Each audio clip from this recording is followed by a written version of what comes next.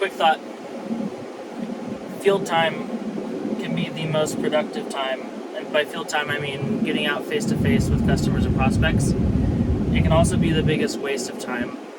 I think through the pandemic and working from home and working remotely for so long, we learned a lot about efficiency and where to invest the travel time and the face-to-face time and where it makes sense. And I think that depending on one thing, going out in the field and hitting the streets face-to-face, if you're in an environment where you can do that, it can be, like I said, the most productive or the least productive thing that you do. You can either burn a tank of gas and spend a bunch of time knocking on random doors or dropping in places that don't make sense, or you could spend a couple hours highly effective. And the one thing that it hinges on is preparation. So knowing where you're going to go and why, and clearly defining what success looks like on those visits. What I mean by that, I always talk about identifying your targets.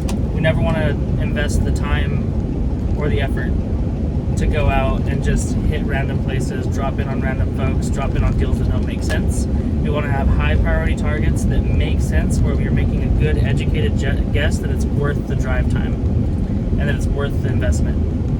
Once we've done that and we're in the area, then we can kind of parlay that into some other impromptu drop-ins. So I'm heading to a high priority target. I know what the opportunity is. I know who I'm asking for. I know what needs to happen next. Once I'm in that area, I can look around visually and see things that I may not have known about. I can identify other businesses. I can ask for referrals. I can be a little more loose with what I do once I'm already in that area, because I have a target that I know is worth the travel time to that location.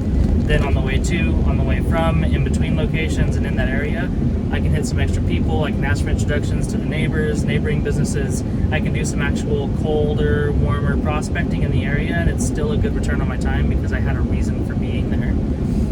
The other thing is clearly defining success.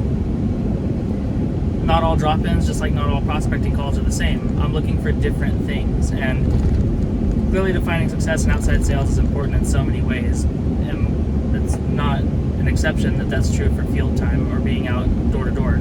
So I might drop into one and I'm looking for an on-the-spot close because we've already had a demo, we've already quoted, we're already at that stage where I'm looking to apply pressure or looking to get an on-the-spot conversation with the person that can make a decision to get the yes today.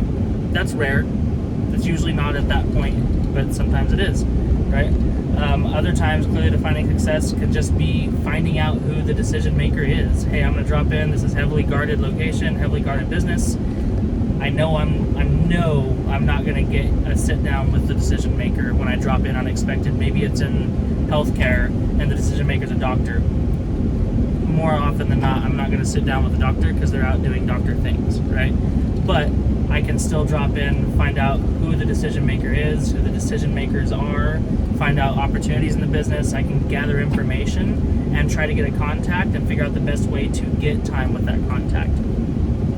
Then when I follow up with that person, it's a much warmer follow-up. If they know I've been on site, I am local, I met so-and-so and so-and-so at the business, I dropped off some donuts, whatever, right? If they know you've invested the time to be there, that follow-up virtually, whether it's a follow-up call or a follow-up email, both, it's going to sound different if you've been there. You've seen some things, you've met some people, you've found out some opportunities, you found out who to hunt down and invest that time trying to get in touch with. That's a win, right? Sometimes just an email and a name are a win from a drop-in if the opportunity size is right. So clearly define success and clearly identify your targets before you ever hit the road and get out into the field. That's my advice.